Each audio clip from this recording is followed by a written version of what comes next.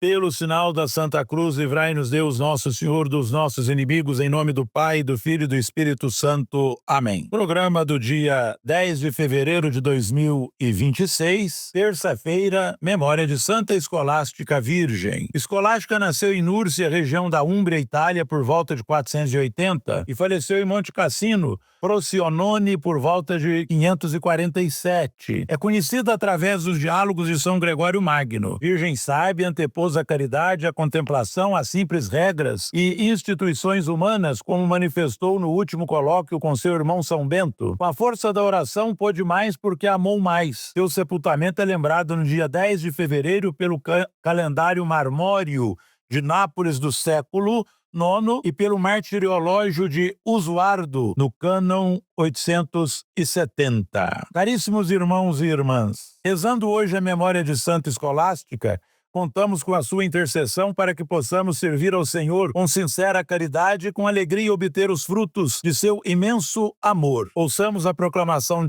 do Evangelho de São Marcos, capítulo 7, versículos de 1 a 13. O Senhor esteja convosco, Ele está no meio de nós. Proclamação do Evangelho de Jesus Cristo, segundo São Marcos. Glória a vós, Senhor. Naquele tempo, os fariseus e alguns mestres da lei vieram de Jerusalém e se reuniram em torno de Jesus. Eles viam que alguns dos seus discípulos comiam o pão com as mãos impuras, isto é, sem as terem lavado. Com efeito, os fariseus e todos os judeus só comem depois de lavar bem as mãos, seguindo a tradição recebida dos antigos. Ao voltar da praça, eles não comem sem tomar banho e seguem muitos outros costumes que receberam por tradição. A maneira certa de lavar copos, jarras e vasilhas de cobre. Os fariseus e os mestres da lei perguntaram então a Jesus: por que os teus discípulos não seguem a tradição dos antigos? Não comem o pão sem lavar as mãos? Jesus respondeu: bem profetizou Isaías a vosso respeito, hipócritas. Como está escrito, este povo me honra com os lábios, mas seu coração está longe de mim. De nada adianta o culto que me prestam, pois as doutrinas que ensinam são preceitos humanos. Vós abandonais o mandamento de Deus para seguir a tradição dos homens. E dizia-lhes: vós sabeis muito bem como anular o mandamento de Deus a fim de guardar as vossas tradições. Com efeito, Moisés ordenou: honra teu pai e tua mãe, e ainda, em amaldiçoa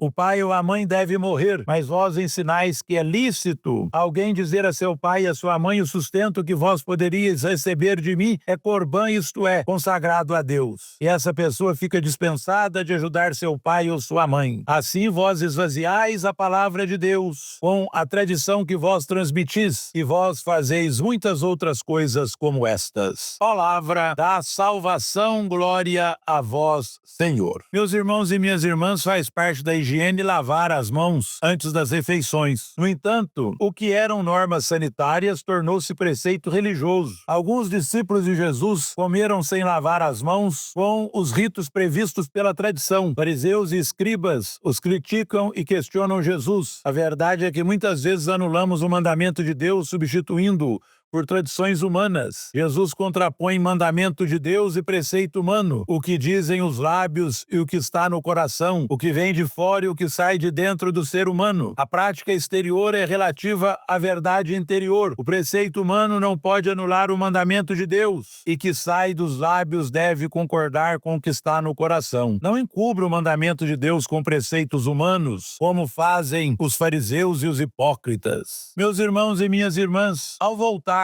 da praça, eles não comem sem se lavar e seguem muitos costumes que receberam. A maneira de lavar copos, jarros, jarras e vasilhas. A prática religiosa conserva sempre muitos usos e costumes tradicionais. Isso não é um mal em si, pode até representar uma riqueza que nos ajuda em nosso relacionamento com Deus. O que não podemos é dar valor absoluto a esses costumes ou condenar como menos amigos de Deus quem não os pratica. Afinal, seremos julgados por nosso coração, não pelas práticas exteriores. Meus irmãos e minhas irmãs, na leitura de hoje do primeiro livro dos Reis, capítulo 8, versículos de 22 a 23, 27 a 30, temos acesso a uma fervorosa oração de Salomão, rei de Israel. A assembleia do povo está reunida e o rei está diante do altar do Senhor. Na primeira parte dessa oração, Salomão ressalta a grandiosidade e o poder de Deus. Na segunda parte, o rei implora com fervor a presença divina no próprio templo. O templo edificado torna-se assim lugar privilegiado da presença de Deus e o meio mais acessível para encontrá-lo. No Evangelho assistimos a uma denúncia feita pelo próprio Jesus. Ele critica a hipocrisia dos fariseus e mestres da lei. Eles colocam as tradições humanas acima da lei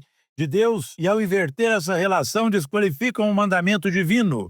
E a oração de Salomão nos inspira a buscar a presença viva de Deus em nossas vidas e comunidades, enquanto o ensinamento de Jesus nos impele a viver a fé com autenticidade, colocando os mandamentos divinos acima de tradições vazias. Assim seremos verdadeiros discípulos, vivendo a palavra no coração e na ação cotidiana. Queridos irmãos e irmãs, hoje celebramos Santa Escolástica, que viveu entre os anos de 480 e 547. Ela era irmã de São Bento o Grande, foi uma virgem sábia, contemplativa, antepôs a caridade e a contemplação às simples regras e instituições humanas. A última vez que os dois irmãos se encontraram, passaram a noite toda falando de coisas santas e de assuntos espirituais. 3 dias depois, Escolástica deixou esta terra para ir morar no céu. Aprendamos nós também a contemplar o Deus da vida e o seu infinito amor. Quero aprender a contemplar a presença de Deus em minha vida, assim como fez Santa Escolástica. Assim nos ajude o Senhor Jesus. Ave Maria, cheia de graça, o Senhor é convosco. Bendita sois vós entre as mulheres e bendito é o fruto do vosso ventre, Jesus. Santa Maria, Mãe de Deus, rogai por nós, pecadores, agora e na hora de nossa morte. Amém. Oremos, celebrando a memória da Virgem Santa Escolástica, nós vos pedimos, Senhor, a graça de imitá-la, para que a seu exemplo vos sirvamos com sincera caridade e alegres obtenhamos os frutos do vosso amor. Por nosso Senhor Jesus Cristo, vosso Filho, que é Deus, e convosco vive e reina na unidade do Espírito Santo, por todos os séculos dos séculos. Amém. O Senhor esteja convosco, Ele está no meio de nós, e a bênção de Deus Todo-Poderoso, Pai, Filho e Espírito Santo, desça sobre vós e permaneça para sempre. Amém. Ide em paz e glorificai o Senhor com a vossa vida. Graças a Deus.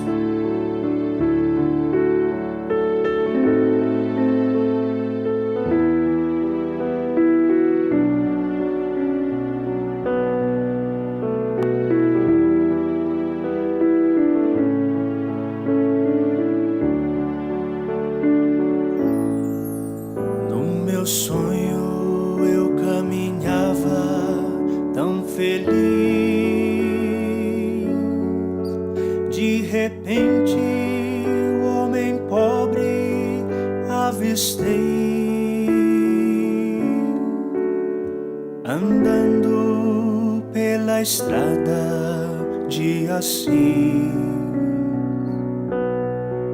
tão aflito que confesso que eu chorei.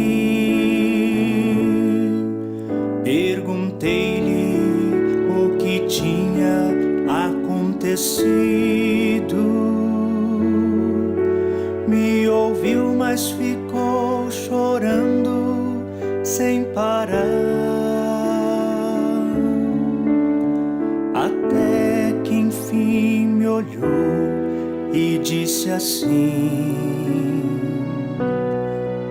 a paixão de Jesus hei de chorar, pois o amor não é amado, a felicidade assim não se pode encontrar. É preciso voltar a Jesus, o amor que eu quero amar. Esse estranho só falava da paixão e usava de cruz, no braço deitava um pedaço de pau, violino de pobre cantando o amor de Jesus. Nós amamos tantas coisas neste mundo: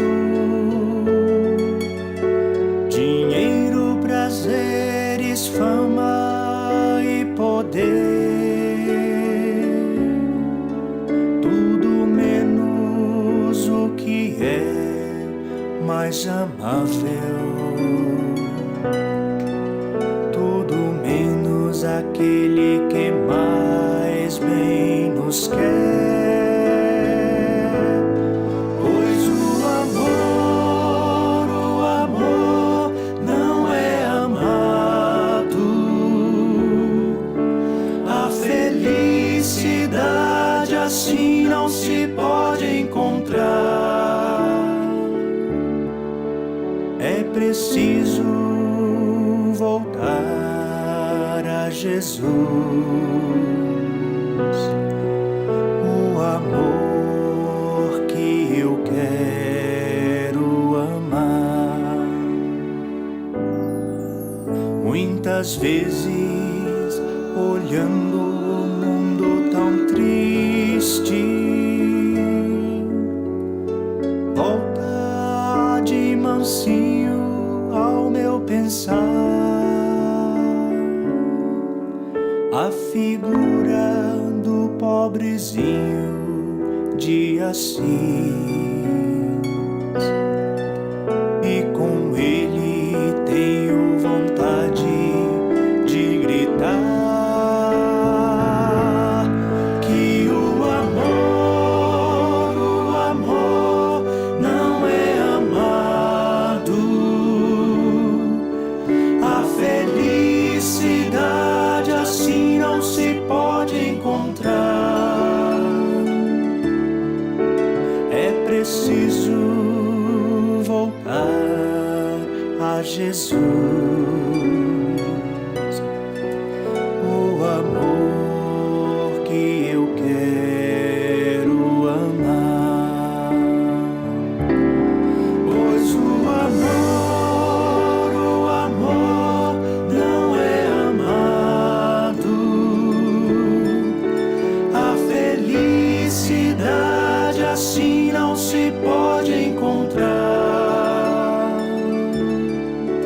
É preciso voltar a Jesus.